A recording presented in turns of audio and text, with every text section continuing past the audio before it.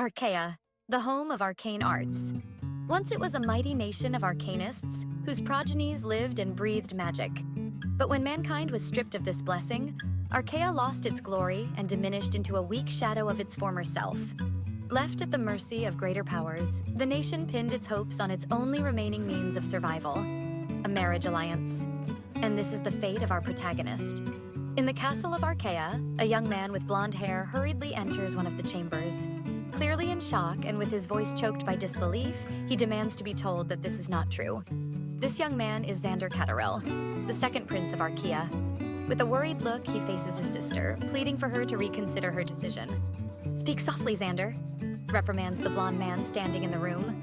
Meanwhile, a beautiful woman with long, golden hair remains seated in silence, her gaze heavy with a mix of concern and sadness. The atmosphere in the chamber is heavy, almost funereal. The man standing is, in fact, Dietrich Cataril, the first prince of Archaea.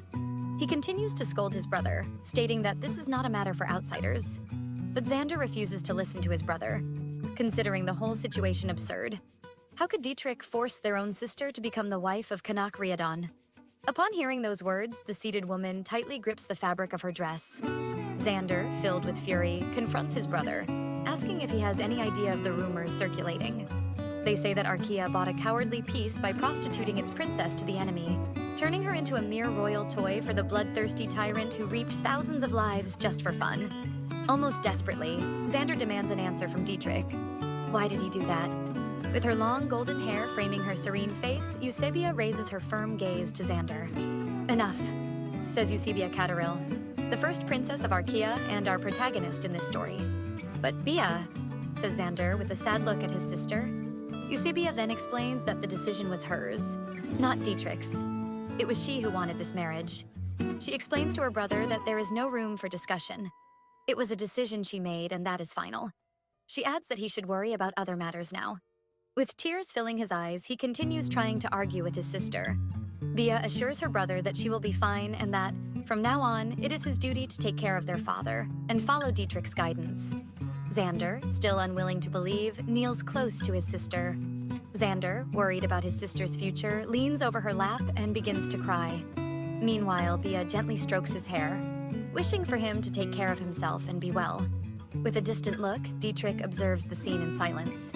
He then thanks Usabia as he approaches her, saying that the people of Archaea owe their lives to her for what she is doing for them. Bia takes on a serious expression upon hearing her brother's words. She always knew that, for a woman born into royalty, a marriage for love was something unlikely, but she never imagined that her marriage would be the only salvation for Archaea. She knows she should not lament her fate and instead should feel honored to be able to help her people. The scene transitions to Usabia's wedding. She stands before Kanakriadon as the priest asks if she accepts him as her future husband. She says that she accepts while observing her future husband through the veil. Although a wedding is usually a festive moment filled with joy, the atmosphere was serious and cold. "So this is the Emperor of Riadon," Bia thinks as she observes him. The priest declares them husband and wife and asks them to seal the commitment with a kiss. Kanak removes the veil covering Bia's face, while she instinctively shrinks back. She sees him clearly for the first time without the veil obscuring her view, and he asks her to close her eyes. Bia tightly closes her eyes as Kanak's lips approach hers. They kiss. It is an awkward kiss, but it still makes Bia blush. Their lips part, sealing Bia's and Archaea's fate. Bia is clearly embarrassed by the kiss and thoughtfully touches her lips. Kanak, noticing this, asks if she is okay. She does not respond, only looks at him shyly, aware that now that they have kissed before God and all those present, there is no turning back. From today on, the man in front of her is her husband. After the ceremony, the Riadon entourage prepares to depart. Mounted soldiers follow under Kanak's leadership, and right behind comes the royal carriage carrying Usabia. Bia is sitting alone in the carriage, her gaze sad. She thinks about how everything happened so quickly, and it makes her feel like a hostage being taken by force. Thoughtful, she acknowledges that it's not quite like that. Since Riadon is a newborn empire, it makes sense that its emperor wouldn't stay distant for long. Perhaps Kanak is a good leader, an emperor who puts the kingdom above himself. Although the rumors surrounding him label him as a butcher and a tyrant, Bia remembers. She opens the carriage window and, leaning a bit, observes the nights ahead. Seeing Kanash in person, she cannot deny that he is a man of presence, almost as if there is something divine about him. She clearly realizes that he inspires respect in everyone around him, unlike her, a sheltered princess who has never had real experience of the world. Compared to him, she feels powerless. Thoughtful, Bia knows that the Cataril lineage, being the ruling house of Archa, received the blessing of Arganwood. This means that, in each generation, a member of the Cataril lineage awakens to master the primordial magic that flows from the depths of the earth. And this person must use the magic to protect the kingdom as its guardian. She knew she was meant to take on this role in this generation, as she had been chosen by Arganwood as the guardian. With a slight self-deprecating smile, Usabia acknowledges that the magic she possesses is so weak and limited that it would never be enough to make her a true guardian. Therefore, for someone who saw herself as a failure, accepting the marriage to save the kingdom was the least Usabia could do for her people. She wonders if she will be able to bear the weight of being the Empress consort. Perhaps she would be cast aside when the Emperor grew tired of her. Feeling weak, Bia thinks to herself that she is pathetic. While Bia is immersed in her thoughts, a hooded figure can be seen in the distance, among the trees. The figure begins to conjure some kind of magic, forming a black energy in its hands. A quick flash catches Usabia's attention, who looks curiously through the trees. She sees an arrow of black energy swiftly crossing the air towards her. Soon after, a loud crash resonates through the forest. The sound alerts everyone and makes them stop. Kanak, who is further ahead, quickly returns to check, asking the soldiers what happened, with a tone of concern in his voice. They inform their emperor that the Empress's carriage has been attacked. And the Empress? How is she? Is she all right? Kanak asks in panic as he approaches the carriage. Inside the carriage, Usabia stumbles, her gaze stunned, unable to believe what is happening. With a trembling hand, she touches her chest and feels the arrow of black energy embedded in her body. We are transported to Bia's memories. Probably a few days before the wedding, Usabia is venting to her brother Dietrich, saying that she doesn't want to leave for Riadon or marry a horrible man like Kanak. She cries at the thought and, filled with fear, begs her brother to find another way to save the kingdom. Dietrich looks her in the eyes and says that it pains him to see his sister suffer, but he asks what else they could do. While stroking his sister's cheek, Dietrich explains that Archa is dying and that they have no resources against the power of Riadon. He reminds her that the army is exhausted. The coffers are empty, and no nearby kingdom is willing to help Archa. Looking into his sister's tear-filled eyes, he says that if only they had a bearer of supreme magic to protect Archa like in the past, perhaps things could be different. But unfortunately, that is not the reality, and they need to do whatever it takes to survive. And with those words from Dietrich, the scene returns to the present. Usabia, weakened, is sitting on the floor of the carriage with an arrow embedded in her chest. Remembering this, Usabia thinks that her brother was right. If she had enough power to be a true guardian, everything could be different. Perhaps she could have been more useful to the people of Archa, and things would have been different. After this thought, Usabia faints. She hears the screams calling for the Empress, and then the desperate voice of Kanak asking her to wake up. Then, Usabia awakens, startled. Confused, she remembers being hit by an arrow. But after that, she remembers nothing else. Usabia hears Kanak, desperate, calling her name behind her and turns to look. She sees him holding her unconscious body in his arms. Almost crying, Kanak whispers, pleading for her to open her eyes. Confused, she panics upon seeing her body in Kanak's arms. The soldiers, worried to see Kanak's despair, comment that they believe the Empress has already passed away. He pulls her body against him and murmurs softly that it was his fault. Still holding her in his arms, he says he was foolish to trust the northern dogs. Consumed by rage, he says he should never have agreed to participate in their little game. Usabia, in a ghostly form, shows concern. He turns to the soldiers and declares that the alliance is annulled. Gritting his teeth, he swears that Archa will pay for the betrayal with its own blood. As he orders his soldiers to hurry home and prepare for war, Usabia screams, trying to stop him. But Kanak seems unable to hear or see her. The pain is so intense that she feels as if something is tearing her chest apart. Despair overtakes her as she realizes what is happening, while the pain causes her to fall to the ground. She knows that if she does nothing, Archa will be destroyed. As the soldiers and Kanak depart, Usabia, still agonizing on the ground, sees someone approaching. The person touches the dry blood on the ground while saying, "Poor, poor creature. You stopped breathing even before the blood on the ground had dried?" Dietrich, thinks Usabia as she notices the movement near her. In her ghostly form, she begins to crawl towards him, confident that he might be able to see her. But as she gets closer, a man appears before Dietrich, saying that finally the plan seems to be going in the right direction, and that His Highness must be pleased with the progress. Dietrich, still looking at the blood on his hands, replies that he certainly is.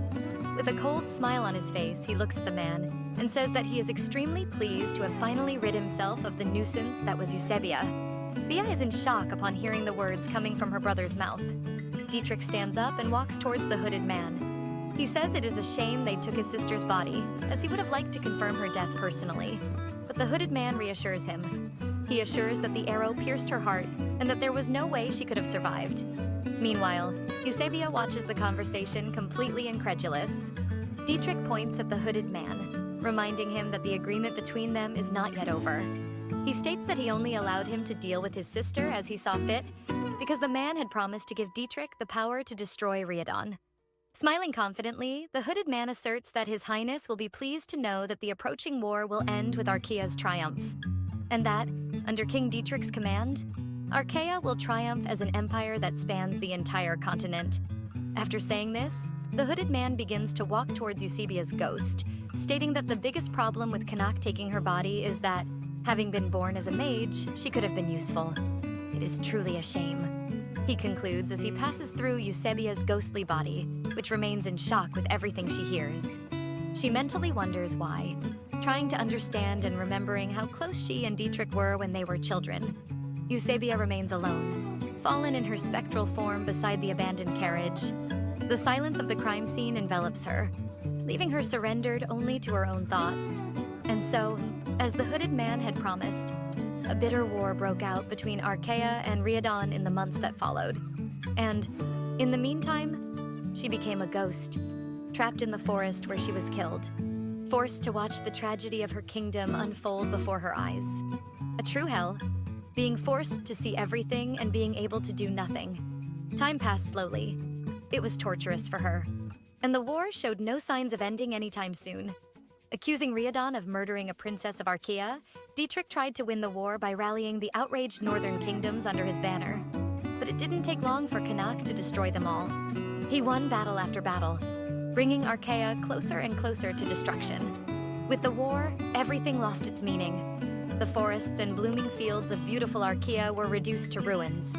The people of Archaea were still, the people Usabia loved most. She was forced to witness their lives fading before her eyes. After 3 years of war, Dietrich was finally captured and brought to trial before Emperor Kanak. And, even close to the end, Dietrich did not seem remorseful for anything he had done. Before Kanak, he merely insulted him, calling him a filthy slave, and swore that, even having killed his family and plundered that noble land, he would still never truly win. For the Cataril family would haunt him for the rest of his life. Kanak stares at Dietrich with a half-cold smile and replies that he hopes his delusions never cease. In this way, he will be able to follow the mad screams of the king of Archaea even after death, and kill him once more, declares Kanak, filled with hatred, as he raises his sword against Dietrich. A loud slash echoes through the forest as Kanak finally attacks Dietrich. Usabia covers her mouth in shock, her eyes wide and filled with horror. A strong sound of something heavy falling to the ground echoes, marking the brutal impact of her brother's end. The silhouette of Kanak rises imposing, holding the bloodied sword, marking the end of the war and the defeat of Archaea.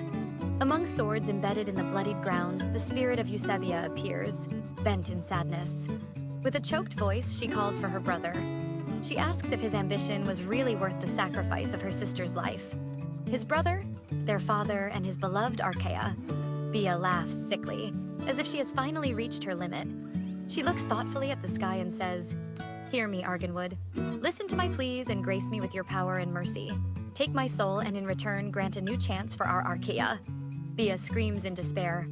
At that moment, a small greenish light begins to shine near her. With tears streaming down her face, Usabia begs Arganwood to grant her help to start over and prevent all that tragedy from happening. "Usabia, my dear child," responds a voice as the greenish light shines more brightly. That light envelops everything around, responding to Usabia's cry. A voice continues to speak, now muffled and incomprehensible. Bia loses consciousness. The scene cuts to her slowly opening her eyes, blinking in confusion. When her vision comes back into focus, she sees the younger, worried faces of her father and her younger brother. Both breathe a sigh of relief and show their happiness upon seeing that she has finally woken up. Eusebia blinks, now even more confused. Xander wraps her in a tight hug, while their father simply smiles, relieved. The only thing she can murmur is, "But how?" The scene advances, showing Eusebia sitting on the bed next to Xander, both visibly younger. She remains silent, trying to organize her thoughts and understand what could have happened. None of it seems real to her. She had seen with her own eyes when they died in the war. Even so, they were there before her, alive and well. Thinking about this, Eusebia turns to her father, who was talking to the royal doctor. He was explaining to the king that the young woman's malaise was just a side effect of awakening her powers. The doctor declares that the change in hair and eye color, combined with the recent malaise, is clear evidence that Eusebia has been chosen to take on the role of guardian of Archa. However, he emphasizes that little is known about what powers she may manifest, as the last guardian had emerged over 100 years ago. Upon hearing those words, Eusebia remembers that magic awakened within her when she was 10 years old. The revelation hits her like lightning. It could only mean one thing. She had gone back in time? Still incredulous, Eusebia begins to tremble as she remembers all the horrors she was forced to witness. Perhaps, she thinks, she had finally gone mad, and all of this was just her mind creating a cruel hallucination. Xander, noticing his sister trembling, immediately becomes worried. With a voice full of affection, he says he doesn't want to see her sick, that he wishes to spend many, many years by her side. Hearing her brother act so familiarly, Eusebia slowly turns to him. She extends her hands toward his face. Feeling Xander's soft, warm face under her fingers, Eusebia convinces herself that this could not be a hallucination. Relieved, Eusebia rests her head on Xander's shoulder. She begins to cry as she realizes that Arganwood truly heard her prayers. Overcome with emotion, she hugs Xander tightly. Both Xander and their father are confused by Bia's intense reaction. But in silence, she thanks Arganwood for granting her a new chance and promises that she will not waste this opportunity. This time, she will protect her family and her kingdom at all costs. And for that, she knows she will need power, a power stronger than she had in the past. Our protagonist tells us about Arganwood, the patron goddess of Archa. In life, she had been the human sister of the goddess Fehar. But after her death, she was reborn as the great silver tree in the forest, at the edge of the world, which became her tomb. The kingdom of Archa bordered this sacred ground. The people of Archa began to worship and revere Arganwood, and the forest, in return, granted its grace to them. Those who received Arganwood's blessing became guardians of Archa, heroes tasked with protecting the people from any disaster or enemy. And without guardians to keep the kingdom protected, Archa was on the brink of total collapse. When the guardian powers awakened in Eusebia, it was as if a spark of hope had ignited for the people of Archa. She was the delight and treasure of the kingdom, until they discovered that she could not use her magic the way they desired and expected. Eusebia's power was limited to the ability to speak with trees and flowers. And no matter how kind the trees were to her, Eusebia felt like a failure as a guardian. After all, kindness was not enough in the face of the discontent of all the people of Archa. Remembering how, in her past life, she could only watch helplessly as Archa faced destruction, Eusebia was determined to make things different this time. After all, Arganwood would not have granted her wish if it did not give her the power to change the past. As she thinks about all this, Eusebia channels her power into the vase in front of her, and the effort is so great that it begins to glow. From the intense glow in the vase, a small green sprout emerges, softly shimmering as particles of light dance around it. Eusebia is surprised to see the sprout grow, but she is not impressed. She expected something bigger, stronger, worthy of a guardian. In silence, she wonders why Arganwood would bring her back to life without giving her the power she truly needs. Compared to the past, she clearly feels that her magic is stronger. But still, it does not seem enough. To save Archa from Kanak, her thoughts are interrupted by knocks on the door. A familiar voice greets her, and she immediately startles. Her body reacts instinctively, as if that sound awakened uncomfortable memories. Dietrich is leaning against the doorframe of Eusebia's room, greeting her. "Brother?" she replies, clearly uncomfortable. Ignoring his sister's reaction, Dietrich enters the room and comments that he heard about her magic awakening. Still smiling, Dietrich remarks that the awakening of his sister's magic involved a great deal of pain, or at least that is what he heard. As she looks at him, Eusebia can almost hear the older version of him from her past life echoing in her mind, talking about her death with the same sarcastic tone. She begins to hallucinate, mixing past and present. Before her eyes, an adult Dietrich appears, his hand firmly gripping her neck while a cruel smile spreads across his face. He mocks her death, each word laden with scorn. Instinctively, she slaps his hand away, pushing him back. In the blink of an eye, she returns to the present, where she sees the younger Dietrich in front of her, surprised by her reaction. Realizing what she just did, she quickly apologizes to her brother, saying that she still feels a bit unwell. And she adds that she is sure he will understand that she is not in a good moment. Dietrich, clearly irritated, responds that, of course, he understands. After all, his poor sister must be exhausted. He holds Usabia's hands, making her visibly uncomfortable, and wishes for her to recover soon. Everything he says sounds like a lie to Usabia. She cannot, and should not, trust any word that comes out of her brother's mouth.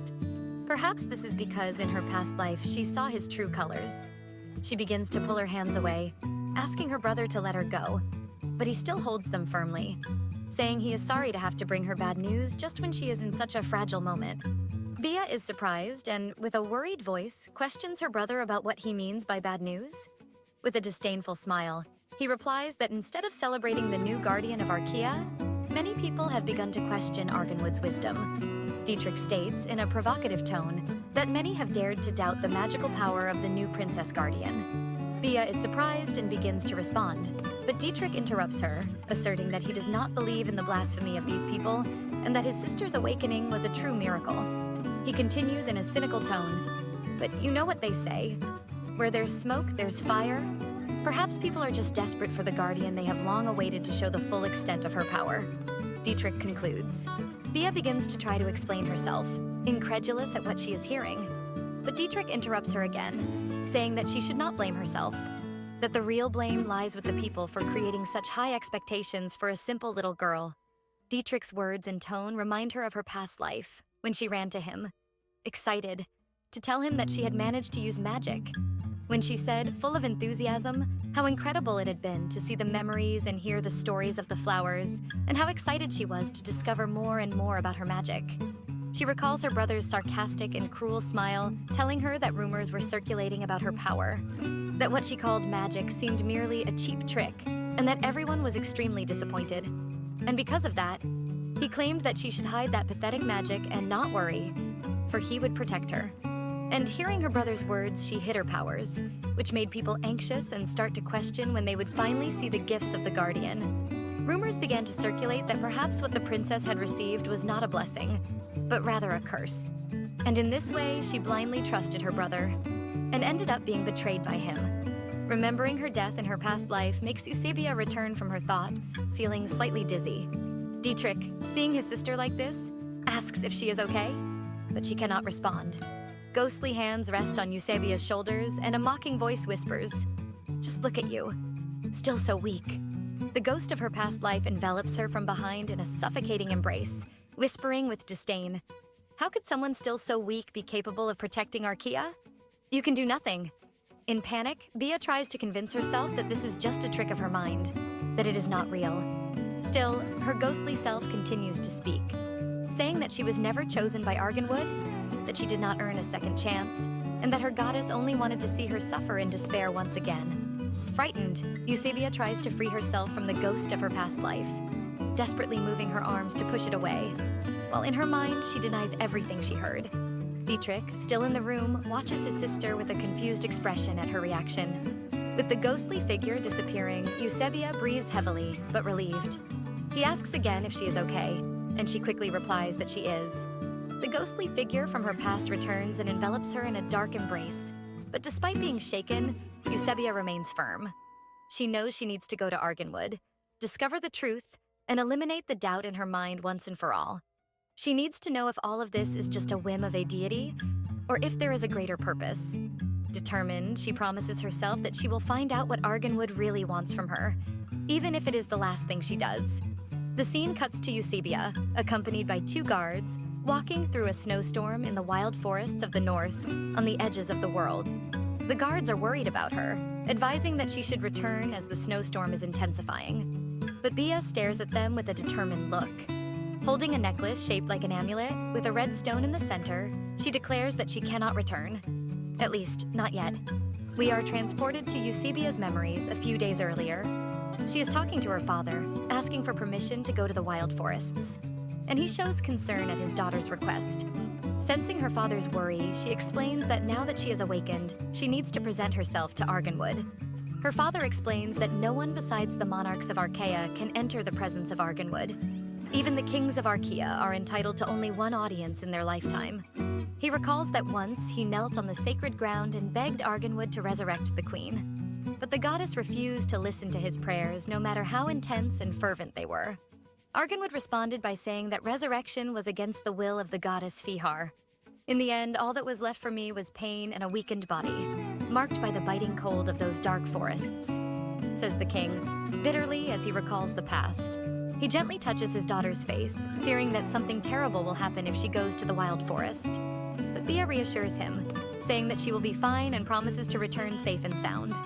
She asserts that, as the guardian of Archaea and princess of the bloodline chosen by Arganwood, she is sure that the goddess will not harm her. However, she needs direction to know how to save the kingdom. Understanding his daughter's need, the king begins to search for something inside his coat. He pulls out a necklace with a red stone from inside the coat and hands it to Usabia, telling her to take it with her. He explains that the necklace is actually a magical item forged by dwarves, capable of preserving warmth, and asserts that he is sure it will be useful to protect her in the snowstorm. We return to the present as Usabia looks at the necklace in her hands. She knows she will be able to continue, for the necklace is protecting her from the cold. She clutches the necklace between her two hands while whispering a thank you to her father for the help. In a silent promise that she will not lose the people she loves anymore, that she will do everything to change the fate of all and save them. She kneels on the sacred ground and places her bare hands on the ground. Although she knows her magic is still weak, she remembers how to use the ability she had in her past life. An intense light shines, and a magic circle forms beneath Bia as she tries to use her magic to communicate with the trees of the forest. Focusing, she pleads with the trees for an audience with Arganwood. She asks for permission to enter the forest. Suddenly, the snowstorm begins to weaken. Bia believes this can only be a sign that Arganwood has heard her. She turns to the guards and asks them to wait for her there, assuring them that she will return soon. And then, she disappears, entering the forest. The cold is much more intense inside the forest, as if her bones are freezing. Even so, Bia continues to move forward, determined, until a warm, glowing breeze envelops her, and she hears Arganwood's voice greeting her. She looks ahead, and as the snowstorm dissipates, she sees an imposing tree with silver leaves, and she is sure that is Arganwood. So, we meet again. What brings you to me this time? Says Arganwood. Usabia is surprised to recognize the voice, the same one she heard calling her before she went back in time. Usabia then politely asks for guidance. She questions the purpose for which she was brought back to life and what she must do to prevent the terrible future she witnessed. She pleads with Arganwood to grant her more power to protect the people of Archaea, and in return promises to be the instrument of the goddess's divine will. But before she can continue, Arganwood interrupts her. The goddess says, "It seems you have deluded yourself." She explains that she has indeed been watching her all this time, but has never answered her pleas. That this privilege is granted only to the monarchs of Archaea, and only to them, but that no one should know this. Ashamed, Bia explains that she knows this, but insists that she is sure it was the goddess's voice she heard in her past life, and that she thought it was she who brought her to life and gave her a second chance. Go home, Usabia. Your fragile mortal body cannot withstand the intense cold of these forests. Not even the dwarf's necklace will protect you for much longer. Leave, before you share the same fate as your father, says the goddess. I don't care, says Bia, opening her arms before Arganwood. I would rather die here than watch everyone I love perish in the war without being able to stop it. She screams towards the goddess. The goddess calls her by name in a reprimanding tone, and Usabia raises her eyes to Arganwood on the verge of tears, whispering a fragile, "Please." She kneels before the grand tree and begs to be allowed to protect everyone this time, to be allowed to save Archaea. Please, tell me what I can do. Bia pleads, her voice trembling. Arganwood's voice echoes firmly among the silver trees. If this is your determination, it leaves me no choice. Although you were a guardian, your magic was weak, because I no longer had enough power to share. For this reason, I carry part of the blame for the pain you suffered in your past life. Therefore, I have decided to share with you what remains of my life force. Perhaps this way you can challenge fate and change the future of Archaea. As she utters these words, Arganwood emanates a greenish light that projects towards Usabia. At that moment, Eusebia's insecurities begin to torment her again, and she hears the voice of the ghost from her past whispering, "You must not believe the goddess." The ghost envelops her in a suffocating embrace and begins to implant insecurities in her mind, whispering that she will not be able to change anything, and that she is destined to have a miserable death again. In the background, however, the goddess's voice resonates firmly, saying that Eusebia needs to follow her heart, and that if she does, nothing can stop her. Refuting the ghost's words, Eusebia places her hands on the ground and invokes Arganwood's power, shouting that she will not give up. Even if her destiny is to die, she refuses to surrender. From the point where Bia's hands touch the ground, green, vibrant, energy-filled shoots begin to sprout. The shoots transform into green, sturdy branches that begin to rise towards the sky, as Arganwood's energy flows even more intensely through Eusebia.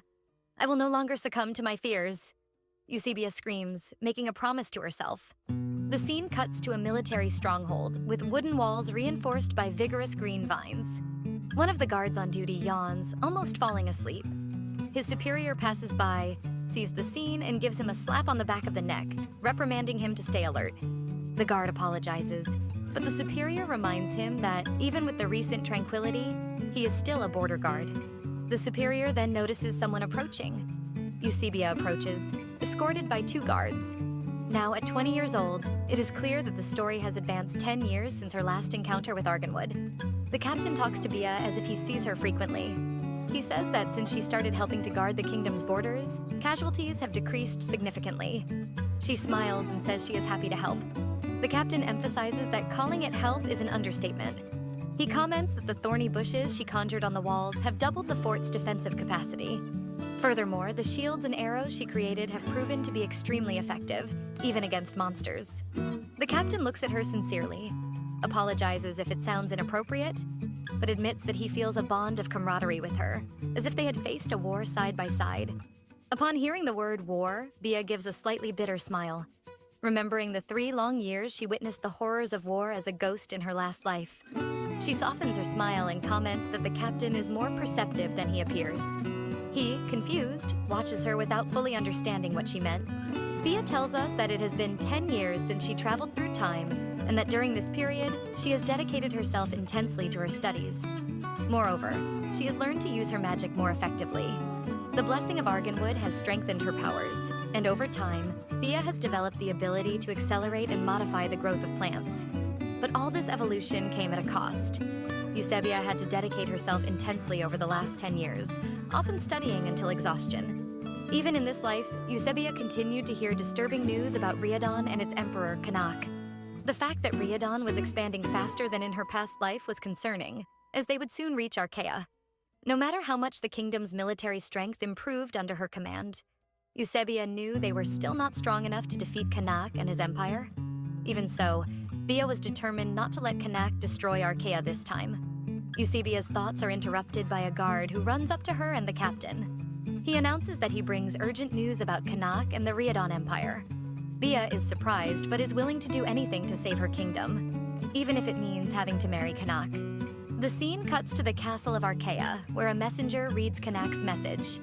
In it, he asks for only one thing: the princess of Archa. Nothing more. Upon hearing this, one of the nobles present in the meeting room with Eusebia stands up angrily, calling Kanak's request absurd. Another noble then declares that a savage like him will never have the princess of Archa. While the nobles argue, Bia continues sipping her tea. She can't help but compare their attitude today with that of her past life. Before, the same people who gave up on her without hesitation now show indignation at Kanak's request, only because the current Eusebia has proven to be useful to the kingdom in this life. The only thing that hasn't changed from the past was Kanak's request. He, a slave who broke his chains to rise as emperor. His struggles may have been just as hard, or even more degrading than the life I had to endure. Is that what turned him into such a cruel and relentless man? Thinks Eusebia. But that's not my concern, she concludes. Dietrich, who is also in the room, asks the nobles what they suggest doing, since they are so outraged by Kanak's proposal. He makes it clear in his tone that he hopes they do not believe Archa has a chance of winning a war against the forces of Riadon. As much as it pains me, I, as the crown prince of Archa, must think of my kingdom before myself, declares Dietrich in an almost dramatic performance. Eusebia, watching the scene, can only think about how false her brother is. All that posturing, when deep down he just wants to get rid of her. He continues looking at his sister with a smile, certain that he will have her understanding. After all, she is the guardian of Archa. With a smile on her face, Bia assures her brother that she understands the situation. Then, confidently, Usabia declares that she has been waiting for this opportunity her whole life. A week passes. Dietrich enters Usabia's chambers, congratulating her on her engagement. She, serious, asks why he came to bother her so late at night. Pretending to be offended by his sister's coldness, he replies that he just wanted to say goodbye, since she will be leaving for Riadon the next day after the wedding. He continues with the drama, stating that they will not see each other often anymore and that she should be kinder to her brother. Bia interrupts him, saying she prefers to keep his conversations brief. Annoyed, he throws a blue necklace onto the table in front of Bia. She picks up the necklace, curious, and as she examines it, Dietrich explains that it is not just an ornament. It is a communication crystal, an item that allows communication over long distances. He leans over the table towards Bia and orders her to take the necklace with her, reporting everything she discovers about Kanak while she is in Riadon.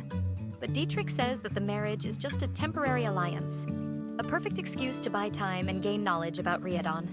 Worried, Bia gets up from her chair and warns her brother that things will not end well if Kanak finds out, and that this could lead to war. Could it? Ah, my sweet and innocent sister, replies Dietrich sarcastically. There will be a war. We are just preparing better for it. That is the real reason I came to see you tonight, reveals Dietrich, leaving Usabia in shock. Dietrich continues, his voice laden with confidence. An ally with unimaginable powers? How did I not realize it before? Dietrich could not have obtained such a rare magical item so easily. Only a powerful sorcerer could have created this for him, concludes Bia in her thoughts. Again, Dietrich must have allied himself with that hooded man who attacked Usabia in her past life.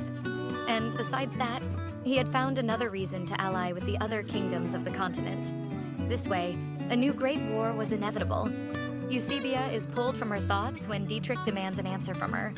She knows that if she refuses his request, Dietrich will likely resort to the other alternative, to kill her. Is there really no way to prevent destiny from repeating itself?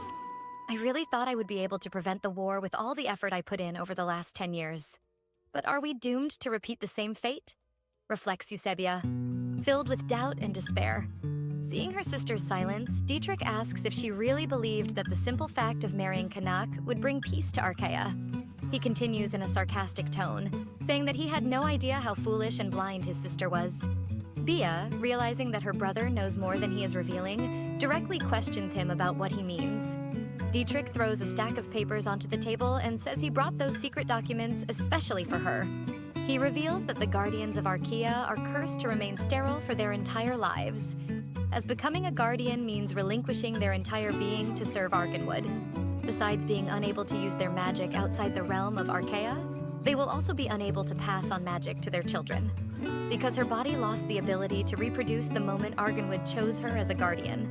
In shock from what she heard from Dietrich, Usabia stares at him and says that he is lying, but he assures her that it is all true, claiming to have found this information in secret documents from the library, to which only kings have access. Imagine Kanak's fury and disappointment when he discovers that the bride he bought in exchange for a peace alliance is sterile and unable to give him heirs. Provokes Dietrich, moving closer to Bia. Whispering in her ear, he concludes that Kanak will burn Archa until only ashes remain to calm his fury. Bia stands up, pushing her brother away from her, saying that she is tired of hearing his lies. Dietrich grabs her shoulder and says that she does not need to believe his word. Just think logically. Isn't it strange that no matter how rich the available information is, the names of Guardian's children have never been mentioned in the kingdom's books? Bia is in shock, staring at her brother as she struggles in her mind to decide if this could really be true. At that moment, the scene transitions to a lake. The silhouette of a man is reflected in the water of the lake, which is now stained with blood. They attacked us as soon as we crossed the border, says Kanak, naked as he washes himself after the ambush. One of his soldiers brings him new clothes and comments that it is not so surprising that they attacked, since they knew Kanak would not be wearing armor, making him an easier target to take down. Shut up and give me those clothes already. After all, I need to be clean and presentable before receiving a princess, says Kanak, extending his hand towards the soldier. The next day, we see Bia on the castle balcony. One of her maids asks her to come inside, as it is cold and she might catch a cold. The maid, worried to see the princess so pale on her wedding day, asks if something is bothering her, as she seems to have not slept well the night before. The comment from her maid makes Bia remember the conversation she had with Dietrich the night before. After the conversation with her brother, Usabia spent the night awake reading books about the history of Archa. No book mentions the name of children born to guardians. It makes sense that a child conceived by a mage would inherit the ability to use magic from their father or mother. Usabia becomes anxious, fearing that the most likely reason Kanak insists on marrying her is to ensure heirs capable of using magic. But unlike mages, the magic of guardians comes from the blessing of the goddess Arganwood. It is not something they are born with, but something they gain during life after being chosen by the goddess. She concludes that Dietrich was right, and guardians cannot have children. But what should she do? If Kanak finds out, he will annul the marriage and break the alliance. Bia is pulled from her thoughts by the guards' voices announcing the arrival of the Emperor of Riadon. She turns her attention to the Riadon delegation, entering the gates of the castle of Archa, led by Kanak, who pauses for a second upon noticing that she is watching him, causing their gazes to meet for a moment. In one of the castle's rooms, she searches her mind for what she might do about her newly discovered problem. She bites her nail anxiously, forcing herself to think. She recalls that, the night before, her brother tried to convince her to join him instead of simply killing her as he had done in her past life. He even revealed the truth about the Guardians, using it as a push for her to accept his proposal. Although this represents a good evolution compared to the past, Usabia is sure that Dietrich still sees her only as a useful piece in his game. So, at least for Dietrich, as long as she remains useful, he will think twice before killing her. Perhaps if she does the same thing with the Emperor, things will work out. As long as she can keep the secret of being infertile. As soon as she concludes her thoughts, the door to the room opens abruptly, startling her slightly. Kanak approaches Bia, looking a bit anxious, as she stands up and begins to move closer to him. She maintains the appropriate etiquette for the occasion and says she is honored to finally meet him in person. The Emperor delicately extends his hand towards Bia's face. Instinctively, she takes a small step back when his hand touches her cheek. Kanak is surprised by the reaction of his future wife. "You seem unhappy with this arranged marriage," he comments. Usabia tries to correct the Emperor's impression, stating that he is mistaken and that, in fact, she feels immensely honored and grateful for the chance to become Empress Consort. But he interrupts her, saying that her lies are as lovely as her beautiful lips. Addressing him as Your Majesty, she asserts that she would never dare to lie to him. However, the Emperor seems frustrated with the formal and cold tone with which he is being treated. He asks her to stop calling him Your Majesty, saying he prefers that she call him by his name, if that is not a problem for her. Confused, she apologizes if she has offended him, explaining that etiquette requires her to address him this way. Kanak interrupts her, asking if, should he start calling her by her name, she would also call him that. Bia is left speechless, as such an interaction had never happened in her past life.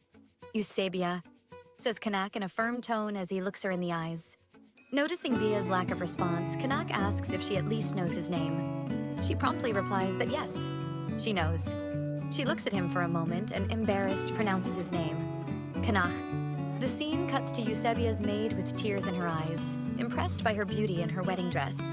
She wipes her tears and says it breaks her heart to see the princess forced into such a hastily arranged marriage. She claims that the princess deserves much more than that. But Bia, looking at herself in the mirror, says she feels absolutely beautiful. She remembers that the dress she is wearing now is much more beautiful and extravagant than the one she wore in her previous life. Still crying, the maid hugs Bia around the waist, begging her not to abandon her. Usabia gently tries to console her. Bia knows that leaving the Empire would mean putting her life at risk, especially since the man she is going to marry has taken her kingdom hostage, hoping that his empress will be able to give him children with the power to use magic. As she walks with her wedding dress towards the altar, she is sure that her thoughts are correct, and to protect Archa, she needs to make Kanak believe that she is capable of meeting his expectations. She delicately places her hand over his as the priest recites the words of the wedding. They need to become husband and wife, and not enemies on a battlefield. When the priest asks them to kiss, thus sealing the union, Usabia raises her gaze towards Kanak as he gently touches her face. He still looks exactly the same, she thinks, with an almost nostalgic tone. But unlike the past, when he seemed more like a god than a man to her, now, after everything she has witnessed, he no longer inspires her with reverence. As his lips approach hers, she can only think that this is not a marriage, but a tool she will use to maintain peace. Therefore, no matter what happens, her heart must remain indifferent. But her reasoning is interrupted by the surprise of his kiss. Kanak kisses her passionately, invading her mouth with his tongue as he pulls her even closer to him. The surprise makes her try to pull away from him for a moment. Realizing this, he interrupts the kiss and looks at her. She, extremely embarrassed, has cheeks redder than a bell pepper. The guests are also surprised and slightly embarrassed by the intensity of that kiss in public, except for Dietrich, who looks extremely irritated. Usabia tries to organize her thoughts after the intense kiss, taking a deep breath as she tries to regain her composure. Worried, Kanak calls her name, asking if she is okay. This time, unlike her past life, there was no banquet after the wedding. And as soon as the wedding was over, Kanak's soldiers began to prepare for departure. For some reason, the commission seemed to be in a hurry to leave. Usabia looks thoughtfully at the castle of Archa, as if she wants to memorize every detail before leaving for Riadon. She is wearing the necklace with the blue pendant that her brother gave her, which reveals that she accepted Dietrich's proposal to become his spy. Bia remembers Dietrich's sickly smile when she accepted the necklace, hearing him say that her decision was a step on the path to Archaea's salvation. Her thoughts are interrupted by Kanak's voice, who approached her and said that, by the look on her face, leaving Archaea must be extremely painful. Usabia stares at Kanak, and her thoughts automatically flow to the concern for her duty as a wife. If he realizes that she cannot give him an heir, everything could crumble, and her plans to prevent a war from starting will go down the drain. But Kanak looks thoughtfully at Bia's face, and this makes him remember something. He asks for permission and starts to walk towards the carriage that will take Usabia. Looking at the carriage, he says that he knows it is considered a taboo in Archaea for newlyweds to share the same carriage, but he insists that he cannot allow her to be alone, especially seeing her so downcast about leaving Archaea. With those words, he kneels on the ground in front of the carriage. Soon after, he looks at Usabia and extends his hand towards her, clearly being a knight and helping her to board the carriage. Usabia is surprised and worried to see the Emperor kneeling before her. But noticing her reaction, he says that if she doesn't want the Emperor to remain kneeling, she should hurry and get into the carriage. Bia accepts Kanak's kindness, unable to stop thinking about how everything was happening in such a curious and different way this time, so distinct from what she experienced in her past life. First was his visit before the wedding, and now he was kneeling before her. She knows that no matter how much things have changed, she should remain indifferent. Still, blushing slightly, Bia admits to herself that she cannot help but feel a slight attraction that did not exist before. Our protagonist wonders if these changes mean a brighter future for everyone, or if they are just a harbinger of disaster. Kanak, noticing Usabia distractedly looking out the window since the moment they entered the carriage, asks her if she is very upset. She looks at him, not understanding why he thinks she is upset. He replies that, from the expressions on her face, either she is upset about something, or she is planning her escape route from a marriage she never wanted. Bia is clearly irritated by Kanak's comment, saying that he is making an absurd accusation against her. She places her hand over her chest as if making an oath, and proudly declares that, as his legitimate wife, she must now fulfill all the duties of a consort empress. Kanak crosses his arms and lets out a small, sarcastic laugh upon hearing the word, duties. He then asks Bia if all princesses are as devoted as she is. A bit irritated, he continues to question her ironically, asking if she was just fulfilling her duty when she kissed the man she despises so much at the altar. Usabia, not understanding Kanak's reaction, looks at him confused.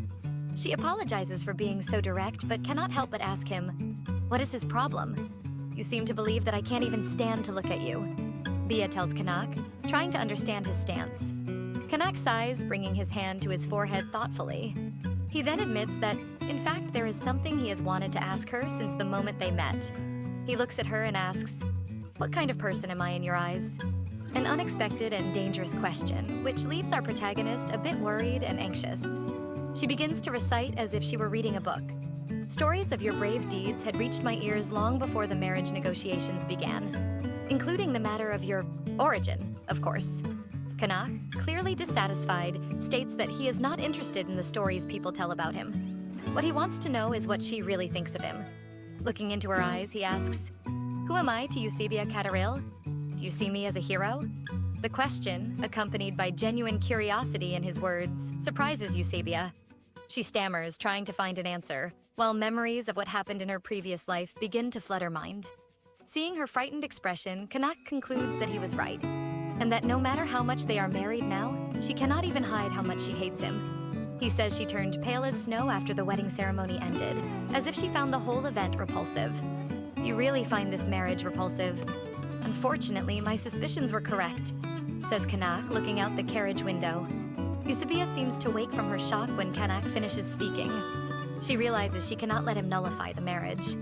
She quickly stands up, asserting that he misunderstood everything and that she does not find him or the marriage repulsive.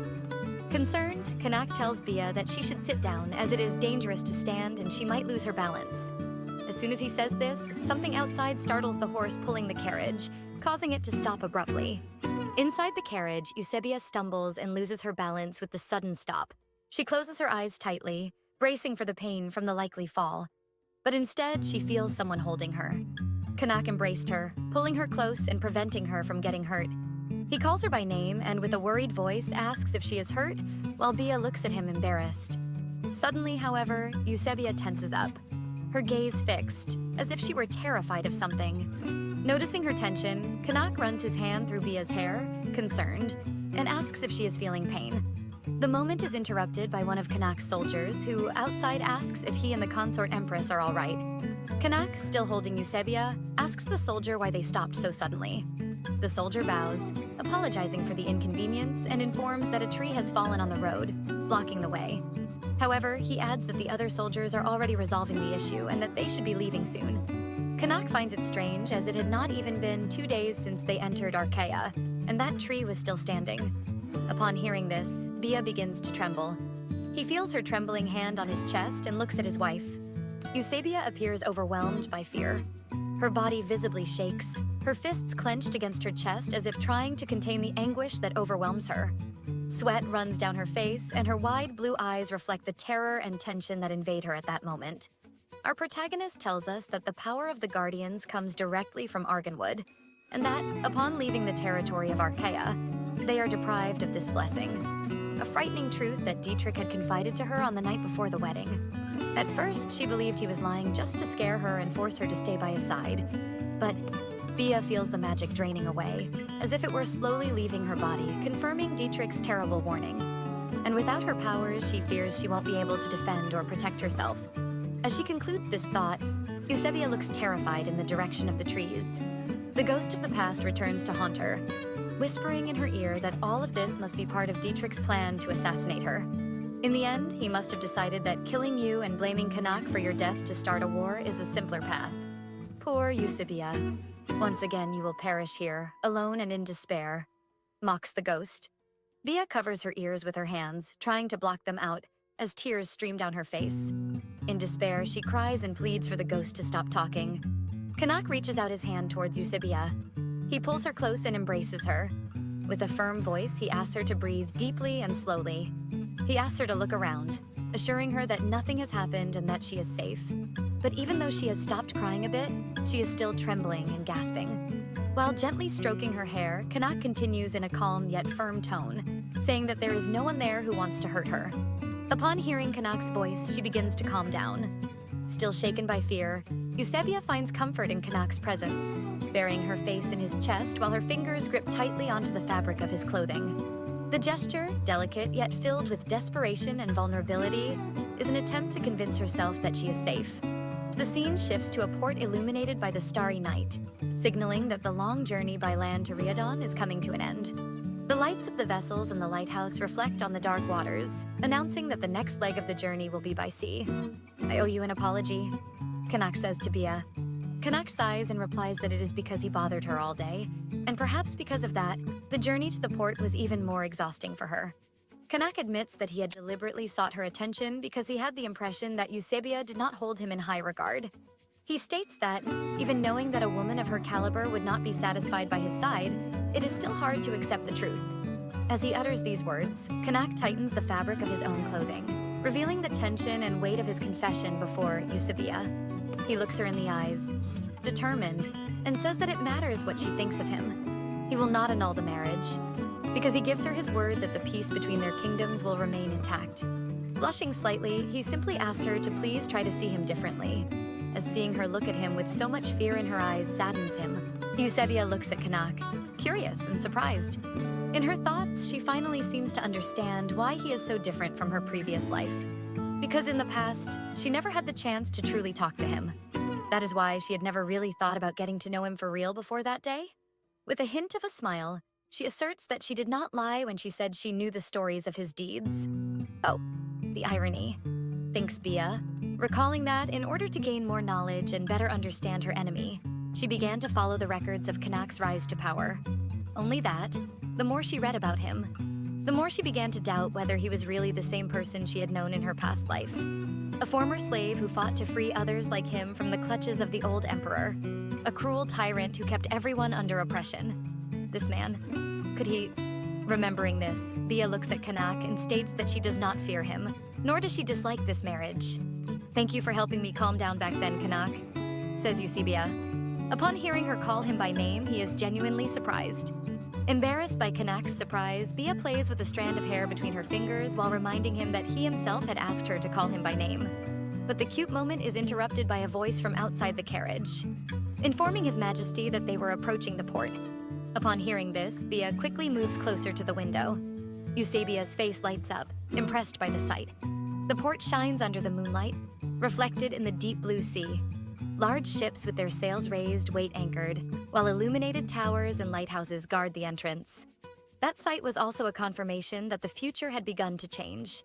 She is still alive and breathing, and still no war has begun between Archa and Riadon. What lies ahead is still a mystery, but everything will be fine, says Usabia aloud as she watches the carriage approach the majestic ship docked at the port. The scene cuts to a man hurriedly getting ready, adjusting his clothes in a rush while grumbling about what His Majesty is doing. The man with green hair is incredulous, not understanding why the wedding ceremony ended so quickly. Did he really run out of the chapel right after the vows? He asked the other man accompanying him, unable to comprehend the reason for such haste, when Kanak had spent an entire month talking about marrying the Princess of Archa. The man accompanying him reminds him that the Emperor's carriage is already close to the port. "Is it really?" replies the man with green hair as he finishes adjusting his clothes in a hurry. He smiles and comments that, then it's time to find out what kind of lady his dear Empress is. Meanwhile at the port, Usabia, upon exiting the carriage, is impressed by the imposing size of the ship before her. Kanak, who helps her down, explains that since the journey to Riadon is long, the vessel needs to be large enough to withstand the trip. He also asks her to be careful while descending, as the night is dark. Usabia rebuffs him, saying that he worries too much and that she is paying attention. Literally, at the moment she finishes saying this, she slips. But Kanak quickly moves, extending his arm to catch her, and wraps her in a firm embrace before she falls, preventing her from getting hurt.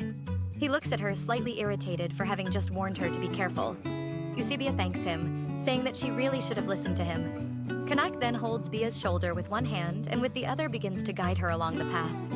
Embarrassed, Bia tells him that she can walk on her own, but Kanak insists on helping her, worried that she might twist an ankle. While he talks, the man with green hair approaches them. He says he is truly surprised by the scene he is witnessing. Kanak refers to the man with green hair by the name of Oslin. Upon hearing this, Bia seems to recognize who he is. Oslin turns to Usabia and, with a slight nod of respect, apologizes for the late introduction. Making a small bow, he introduces himself as Lord Oslin Venar. Our protagonist tells us that Oslin Venar is a man of humble origins, the son of a fallen baron, who managed to rebuild his house from rags to riches thanks to his extraordinary talent for turning everything into profit. And the lesson he learned from his own life was to judge others by merit, and not by lineage, which allowed him to recognize Kanak's greatness, even though his origin was that of a mere slave. And as Kanak's strategist, Oslin contributed enormously to the victory of the revolution and thus secured for himself a position of power in the court of the Riadon Empire. While Oslin talks with Kanak, Bia watches them and mentally scolds herself for having momentarily forgotten about him, as his name had always been mentioned alongside Kanak's in the Empire's conquests. Oslin notices Usabia's gaze. He turns to her and politely asks if he can help her with anything. Embarrassed, Bia replies that at the moment she doesn't need anything. Then, Kanak introduces Oslin to his wife in a more informal manner, saying that he is not just a dear friend, but also a high-ranking official of the Riadon Empire. Usabia understands her husband's words and introduces herself to Oslin as Usabia Cataril, but quickly corrects herself, saying that she should now introduce herself as Usabia Cataril. Hearing Bia use her surname makes Kanak happy and even blush a little, entering a brief ecstasy of happiness as Oslin and Usabia finish greeting each other. Oslin suggests that they should board the ship, which makes Kanak snap out of his little trance and return to himself. Immediately, he tries to help Bia walk, but she, embarrassed, refuses, saying, "I told you I can walk on my own and I won't fall, Kanak." Oslin watches, incredulous at Kanak's attitude. At the same time, the other people in the area begin to whisper about the same scene, equally surprised by the Emperor's behavior. "How lovely to see our Emperor and our new Empress acting so intimately in public," says Oslin in a teasing tone. Bringing her hand to her mouth, Bia remembers that she just called Kanak by name in front of everyone, which is extremely inappropriate on her part. She begins to apologize, but Kanak interrupts her, affirming to everyone that she is his wife and therefore has every right to call him by name. "With all due respect, Your Majesty, propriety and decorum must be observed no matter what happens," says Oslin. Oslin reminds Kanak that he only calls him by name in private. Still, the Emperor continues to tease his friend, provocatively repeating what he had said earlier. Meanwhile, Usabia watches with concern, realizing that the exchange of jabs is starting to turn into an argument. Seeing Kanak act so spontaneously with Oslin makes Usabia reflect on how he acts with her, remembering how he quickly controlled his own temper when he realized she wasn't feeling well. He also worried about her when he noticed she had slipped. Perhaps he is the kind of person who reveals his more compassionate side when others are vulnerable. These thoughts about Kanak give Bia an idea to end the discussion between him and Oslin. She loudly calls Kanak's name, immediately attracting the attention of both. When everyone stares at her, Usabia hesitates for a moment, feeling the overwhelming weight of attention focused on her. But she soon regains her courage and, bringing her hand to her forehead, says she is feeling dizzy and weak and would like to rest as soon as possible. Hearing his wife say she is about to faint, Kanak reacts as if he has been hit by an electric shock. He runs to her, apologizing for not having noticed earlier how tired she was. He firmly takes her in his arms and declares that he will take her immediately to her quarters, making her blush deeply and mentally regret her little plan. Oslin and the other servants of Kanak watch the scene, astonished and shocked, while Bia screams, asking Kanak not to carry her and insisting that he put her down. Inside the ship, Kanak proudly shows the beautiful room where Usabia will stay. He looks at her and says that if she needs anything else, she just has to speak up. But noticing how red Bia is, Kanak asks if she might have a fever. Embarrassed, she assures him that she is fine. While trying to calm down and push away the memory of how embarrassing it was to be carried like that in front of everyone, something in the room catches Usabia's attention. A beautiful green dress that is under the bed. She approaches the dress and asks if it is for her. Kanak responds with another question, wanting to know if she didn't like it. Gently touching the fabric, Bia smiles and says that, on the contrary, she likes it very much. The dress is beautiful, exactly the shade of green she likes. While observing the details of the dress, she tries to remember when someone gave her something so lovely in Archa. She asks Kanak to meet the person who chose the dress for her, as she would like to thank them personally. Embarrassed, Kanak says that it won't be necessary because he was the one who chose the dress for her. Impressed by her husband's kind gesture, Bia's cheeks blush a little. "Thank you, I will take care of it with affection," says Usabia, still a bit embarrassed. Trying to maintain his composure, Kanak replies that it's just a dress. Kanak tells her that he will let her rest a bit, especially since he has some urgent matters to attend to on the ship, but he will return as soon as he resolves them. Bia seems not to understand why he would return to her room. He leans toward her and explains that, of course, he will. After all, they are married now, and that married couples should sleep together. Usabia then remembers that she had forgotten this little detail. Realizing that this probably means they will share the same bed that night, Usabia panics. She, assuming again that he married her to have an heir, knew that eventually things like this would happen. Even so, she didn't imagine it would be so soon. She had presumed he would wait at least until they arrived in Riadon. Bia, still in silence, tries to understand why Kanak is in such a hurry. Is it because he finds me desirable? She thinks.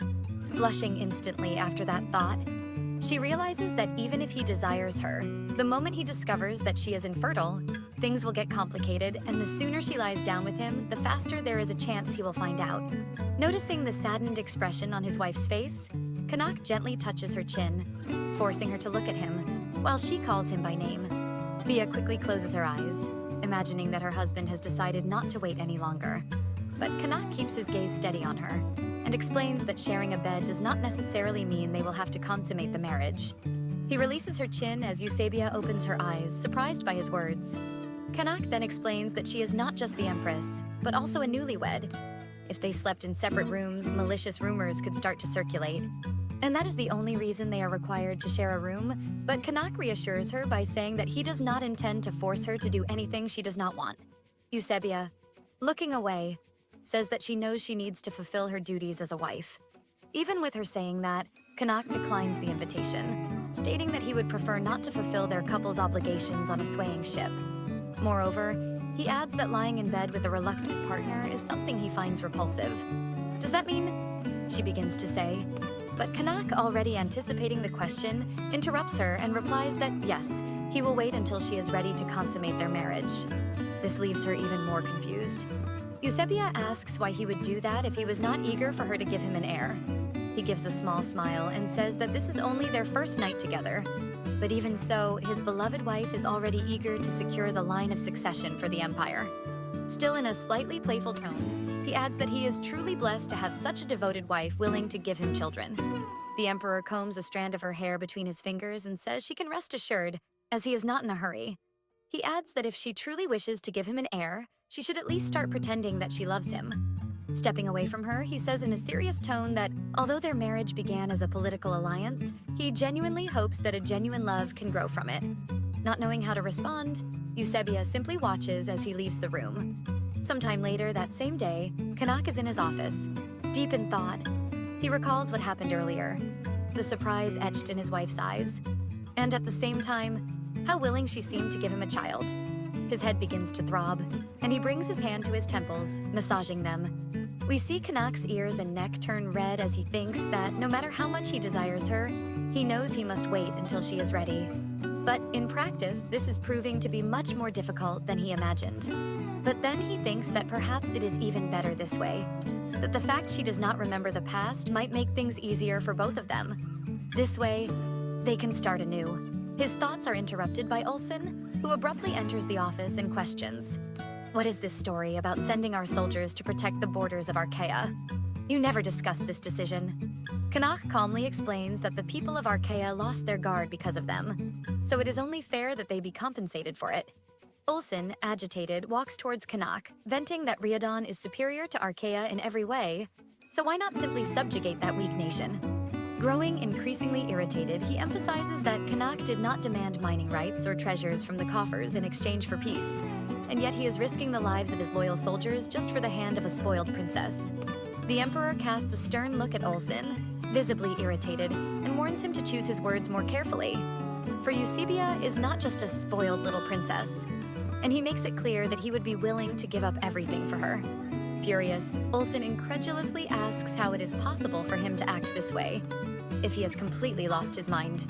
Kanak, annoyed, throws the paperwork that was on the table in his direction and orders him to leave his office immediately, saying that the room is stuffy enough without him there, steaming with anger. Olsen continues to be irritated, grumbling, "What do you mean, stuffy? It's freezing in here. What's your problem?" Meanwhile, Kanak calmly stands up and begins to leave the room. Night falls, and as the moonlight enters serenely and peacefully into the Empress's chambers, Usabia wakes up not feeling very well. She does not understand what might be happening to her, but she is extremely nauseous. Her first hypothesis is that perhaps these are the side effects of Arganwood's power fading from her body. Determined not to let Kanak find out that she is losing her ability to use magic, she gets up. She tries to reach the door to ask one of the servants to bring her some medicine, but her vision is extremely blurred and hazy. Persisting, she finally manages to reach the door.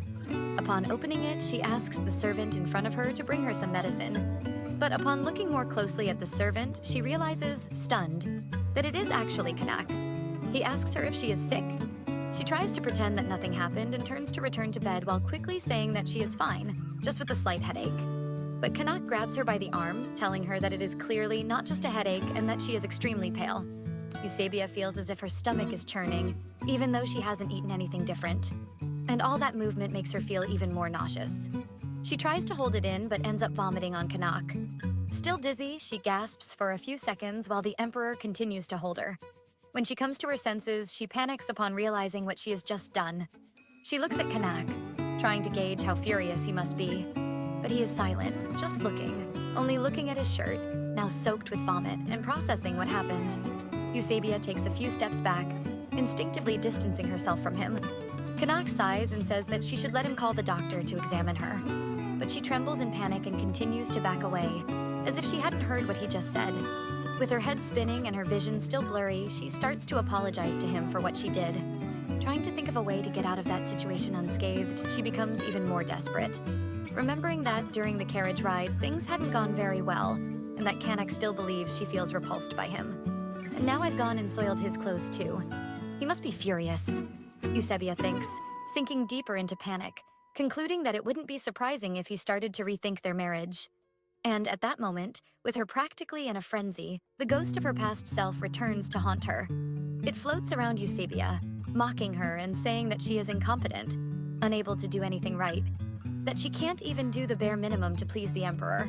The ghost whispers in Bia's ear that she is sterile, and moreover has lost the magic she once had, the two only things that Kanak wanted from her.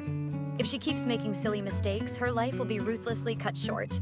And along with it, Archa will also fall. I'm so sorry, Your Majesty.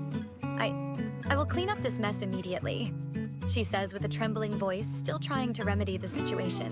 Kanak tells her that she doesn't need to worry about that she should focus on herself, as she is clearly feeling unwell. Still trembling, Usabia moves a little closer to him, not understanding why he is being so kind, even after she has soaked his clothes in such a disgusting way. Realizing that his words seem not to be reaching Usabia, he begins to take off his shirt. With his muscular chest exposed, he looks at his wife with a calm expression and, in a soothing tone, says, "There, problem solved." Explaining that he will simply put on a clean t-shirt and that it will be as if nothing happened, he emphasizes that she shouldn't feel guilty about something so trivial. But Bia insists on apologizing, saying that she fears she has displeased him. "And why should I be displeased?" he questions as he buttons up the clean shirt he just put on.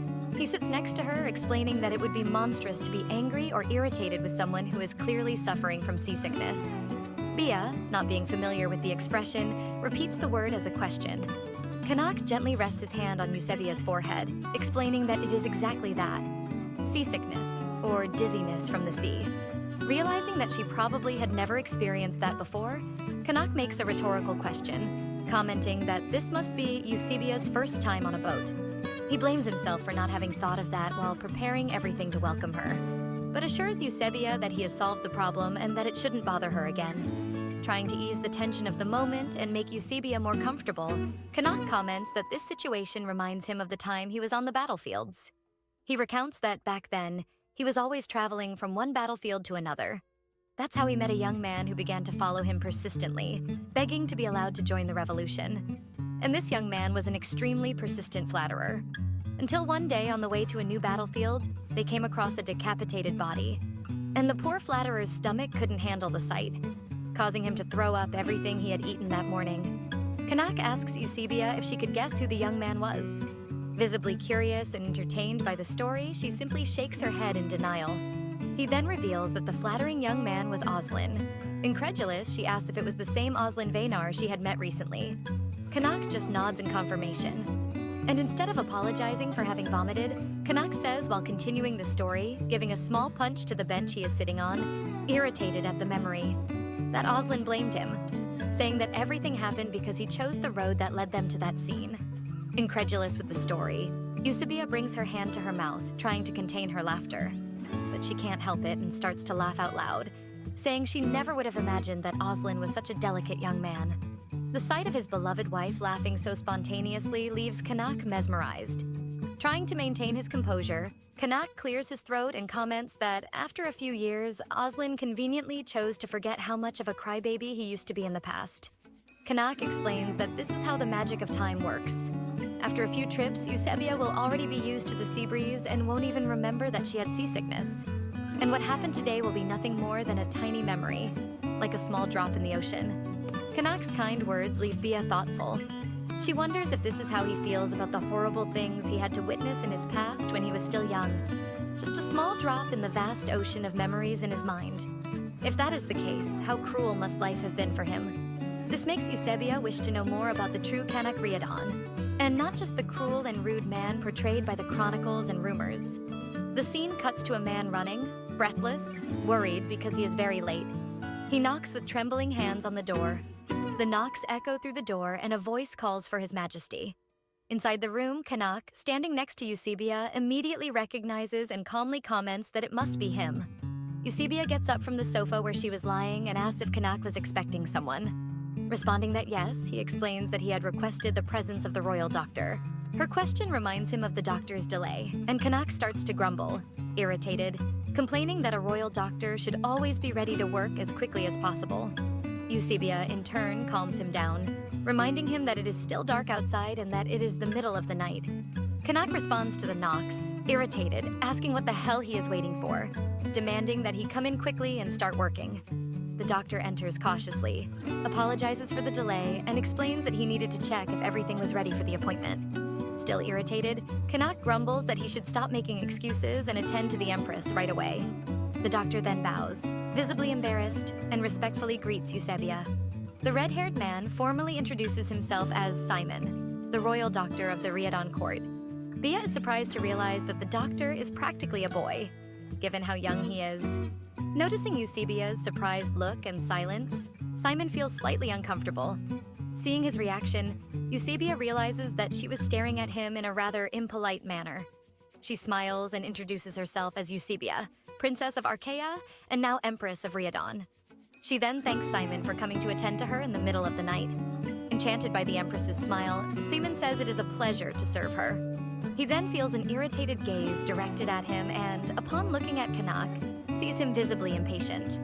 The Emperor states that now that they are done with small talk, Simon should evaluate the Empress, who had felt unwell earlier.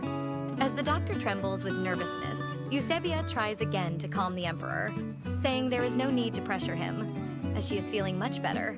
But Kanak, concerned for his wife's health, insists that Simon must not be negligent in his duty. Kanak casts a new reproachful look at the doctor, causing Simon to quickly begin examining Usabia. Seeing the doctor tremble more than a green stick, Bia concludes that he is probably afraid of Kanak. She places her hand over his, trying to calm him, and asks how old he is. Continuing to examine her, he replies that he is 18 years old. This makes Usabia comment that he is exactly the same age as her younger brother. She praises him, saying that he must be extremely skilled to have become a court doctor at such a young age.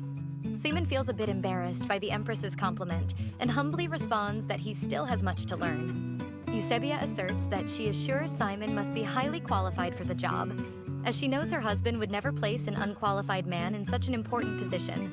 "Isn't that right, Kanak?" says our protagonist, smiling at the Emperor. Trying not to lose his composure, Kanak confirms that indeed, Simon has an extremely agile mind and memorizes things easily. He explains that he brought him to the court precisely for this reason, hoping that one day he would become useful. After all, not just anyone can perfectly memorize human anatomy at such a young age. Simon is deeply touched by the Emperor's praise. Realizing that her discreet plan had worked, Usabia comments to him that, as he just heard from the Emperor himself, he is valuable to the Empire and to the Emperor, so he doesn't need to be so anxious in his presence. Still a bit embarrassed, he says he feels honored to serve the Empire and their highnesses. And although he is not a man of many talents, he promises to serve in the best way he can. Simon firmly holds Usabia's hand as he says this. Kanak notices this but remains silent. The Empress thanks Simon, saying it is good to know she is in good hands. Simon prescribes some medication for Usabia and leaves, leaving her and Kanak alone again. Kanak comments that Simon is an extremely shy boy who rarely approaches people. Seeing how he acted with Bia, he concludes that he must have had an excellent first impression of her. Usabia, who had just taken her medication, comments that this is a good thing. Bia affirms that yes, after all, it is good for her to get closer to the people who are part of his inner circle. She then asks if he sees any problem with that. Perhaps out of jealousy, Kanak questions her if holding Simon's hand is the way she found to get closer to him. Usabia is startled to notice her husband's clearly upset tone. She approaches her husband and apologizes to him, believing that he probably expects his wife to keep a certain distance from other men. Kanak says she doesn't need to apologize as he wasn't trying to scold her or give her a moral lesson. Even so, Usabia explains that Simon reminds her of her younger brother and that, seeing him feeling so pressured, she couldn't just stay quiet and do nothing. Bia continues explaining that, regarding holding Simon's hand, she was merely following her husband's example. When he held her in the carriage while she was panicking, it gradually calmed her down. Usabia explains that it was he who showed her how the comforting touch of someone can help in moments of panic. But in the future, she promises to be more mindful of how she approaches others. Kanak is slightly touched by his wife's observation and, as if remembering something, begins to search for something in his pocket. When she opens her mouth to ask what he is doing, Kanak puts a candy in her mouth. Chewing, Usabia asks what it is, and he explains that it is a candy to take away the bitter taste of the medicine she had to take. She lights up upon realizing the flavor of the candy Kanak gave her and asks if it is raspberry candy, revealing that this is her favorite flavor.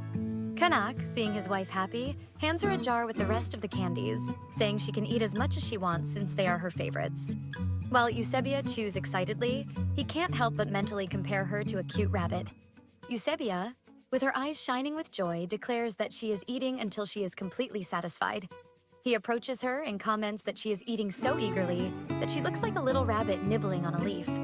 They exchange glances for a second in silence, and the closeness of Kanak's face to hers makes our protagonist's cheeks flush immediately. Kanak quickly stands up, interrupting the romantic tension between them. He says that the medicine Simon gave her should start taking effect and that she should try to sleep a little. As he steps away, she asks if he isn't going to sleep too, but Kanak replies that he still needs to review some documents. But he adds that he asked for the documents to be brought there, so he can keep her company while he works. Moreover, he admits that he doesn't feel comfortable leaving her alone until he is sure she is okay. He wishes her a good sleep and assures her that she can rest easy, as he will be by her side. The night goes on as Kanak is focused on reading the documents at a table near the bed where Usabia is sleeping. She wakes up and watches him for a few moments. He really had kept his promise and hadn't left the room. In her thoughts, she acknowledges that he is not offended by her lack of etiquette, and on the contrary, shows care and genuine concern for her well-being. Does he really see me as a wife who must learn to love and protect? Usabia questions herself silently. If this political marriage can bring lasting peace between their peoples, perhaps she can also learn to love and protect him. But suddenly, the image of Dietrich appears in her mind, saying that it was a dream beyond her reach. Startled by Dietrich's words echoing in her mind, Usabia suddenly awakens, trembling under the covers. She grips the bedsheet, tormented by the thought that she has omitted some things from Kanak, especially the fact that she will never be able to give him the heir he desires. And as soon as he finds out, he will probably discard her without hesitation. And all his kindness and generosity would turn into cruelty in no time. She tightly closes her eyes, scolding herself for dreaming too much. She knows she cannot lose focus, and is there to protect Archa from being destroyed. For a minute, she wonders if she should let Kanak perceive her concerns. Perhaps he would help her. Denying the last thought, Usabia turns in bed, hiding her face in the pillow as her thoughts torment her. Certain that if Kanak discovers the truth, it will all have been in vain. Unaware of his wife's whirlwind of thoughts, Kanak glances briefly at the bed, as if he could somehow feel the anguish of his beloved. The next morning, the ship sails majestically across the seas. Usabia, who had fallen asleep after that whirlwind of thoughts, wakes up and, still drowsy, realizes that Kanak has gone somewhere. The scene cuts to a maid suggesting with concern that Usabia rest a little longer so she can fully recover. Wearing Kanak's gift, our beautiful protagonist tells the maid that she feels rejuvenated after a good night's sleep, and that a brief walk outside will do her good. As she walks outside, Usabia says that besides this being her first time traveling by ship, it would be a waste to sleep the whole time inside the cabin. As soon as she steps into the outdoor area, a gust of wind and brightness hits her squarely. But when she looks outside, her eyes widen in surprise, and the flush on her face reveals the sudden impact of the sight before her. Before her, the sea stretches vast and shimmering, an infinite blue carpet reflecting the intense glow of the sun. So, this is what the sea really looks like, she thinks, amazed. But she is startled by the firm voice echoing in the distance. Hail to the Empress. She turns with a gentle smile and greets the soldiers who saluted her. They seem a bit tense, and Usabia notices they carry the same look as Oslin when she first met him, a clear sign that they are still cautious and suspicious of her. She understands their concern. After all, to those men, she is nothing but a stranger. Moreover, Riadon is a newly emerged empire. What Kanak really needs is not the magical pedigree of Archa, but rather a consort from the nobility of Riadon, capable of helping him gain greater support from his subjects. Yet, instead of meeting his people's expectations, Kanak chose to marry a foreign princess from a small, crumbling kingdom. Hence, their barely concealed distrust. Or even a clear and open, "I don't like you." Bia reflects, worried about what awaits her in Riadon. Usabia is pulled from her thoughts by Simon's voice, calling her with some urgency. He runs towards her, happy to have finally found her. He had been searching for her all over the ship. Usabia steps forward, saying that if he is worried about her discomfort yesterday, she assures him that she is feeling well, and that the medicine he gave her worked like magic. But Simon says he is concerned about her catching a cold from being outside for too long, since it is a bit chilly. "And if it comes to that, know that your negligence will not be overlooked, court physician," says Kanak's deep voice, making Simon panic. Approaching Usabia, Kanak says he was worried when he returned to the cabin and did not find her. He picks her up, saying that they should return inside. She asks him to put her down, but he argues that the ship is rocking too much and he doesn't want to see her slip again. Meanwhile, Simon sighs in relief that he won't be facing Kanak's wrath today. Kanak carries her through the ship's internal corridors while she protests, asserting that their subjects must hate seeing their emperor act that way. He then retorts ironically, asking if now the problem is his etiquette. Worried, she explains that he is a figure of authority for his people, and that it is inappropriate to be seen carrying a woman in his arms everywhere. He suddenly calls her by name, making her heart race. Kanak brings his face close to hers, making her blush as he says he has something he should have told her, saying that he has something he should have mentioned to her earlier. He gently rests his forehead against hers and declares tenderly that this is the reason he sought the crown. With a firm voice, Kanak reveals his ideal. He wanted to change things, to build a country where everyone could live in freedom, free from the chains of etiquette and hierarchy. As he settles her on the bed, he asserts that she should not worry about what his subjects will think. For those who serve him closely have learned to respect him for who he truly is, and those who dared to underestimate him have long since gone. Usabia gets up to argue with him, but ends up bumping into some books that were on the bed. She curiously looks at two colorful covered books. Holding one of them in her hand, she looks at Kanak and asks what they are. He says he brought the books for her while she was sleeping so that she would have something to pass the time with since there isn't much to do in the cabin. Bia is impressed to realize that there are books inside the ship. Kanak then explains that they are excellent company for long journeys, and that those volumes were brought from the palace library in Riadon. He asks if Usabia does not like to read, and she quickly hugs the book she is holding, confidently stating that she loves to read. Excited, she says that whenever she has a book she tries to read, but lately she has been quite busy. Kanak then suggests that, if that is the case, they should spend some time reading together. The two spend some time reading, and Usabia, enchanted by the pages before her, becomes increasingly impressed with the grandeur of the Riadon Empire. She turns the pages of the book and notices that, despite being old and rare, it has been kept in excellent condition. Glancing at Kanak, she remembers having heard that the Riadon Library is one of the largest on the continent. Perhaps his taste for books is the reason for that. It seems that the more time she spends with him, the more she discovers new sides of him. She had always imagined him as a brutish soldier, ready only for battle. She would never have imagined that he was someone capable of spending hours reading books for simple pleasure. As she reflects, she notices that Kanak furrows his brow, deeply focused on the book he is reading. She smiles, finding it adorable, feeling happy to see him so immersed and transformed by concentration. Usabia recalls that reading has always been her favorite pastime. As she spent long hours alone in the palace, she found in books a remedy for loneliness, a way to know the lives and thoughts of people she would never have the chance to meet. But now, she thinks, casting a glance at Kanak reading beside her, she lies down on the bed. Now she knows what it is like to have someone who understands her enthusiasm for books. It would be so nice if the life waiting for me in Riadon were calm and peaceful. Usabia wishes as she begins to fall asleep. Some time passes, and Kanak gently shakes her, calling her name as he tries to wake her. Sleepy, she looks at him confused. He then warns her that the ship is docking at the port and that at any moment they must be ready to enter the Imperial Palace. They then board the carriage that will take them to the palace, and Usabia, worried, asks if he shouldn't make a public appearance first. After all, he is returning with a foreign princess as his wife. His subjects must have been eagerly awaiting this distraction. Kanak replies that in a few days he will make a public statement on the matter, and then his subjects will have the distraction they so desire to satisfy their curiosity. A little embarrassed, Kanak admits that, if possible, he would like to formally introduce her to the people only after they have a proper wedding ceremony in the capital. After all, what happened in Archa was merely a formality, not a true celebration. Usabia tilts her head, a bit curious. thinking that the ceremony in Archa had been simple but acceptable. A proper ceremony will be important to cement her place as consort queen, explains Kanak as they enter the palace. The imperial palace clearly reveals itself to be much larger and more majestic than that of a small kingdom like Archa. The scene then shifts to the maids who formally present themselves to the new empress. At the front of the group, a woman introduces herself as Marianne, the head maid of the imperial palace. Bowing politely before Usabia, Marianne informs her that all preparations have been made to ensure she feels comfortable. Bia thanks her for that.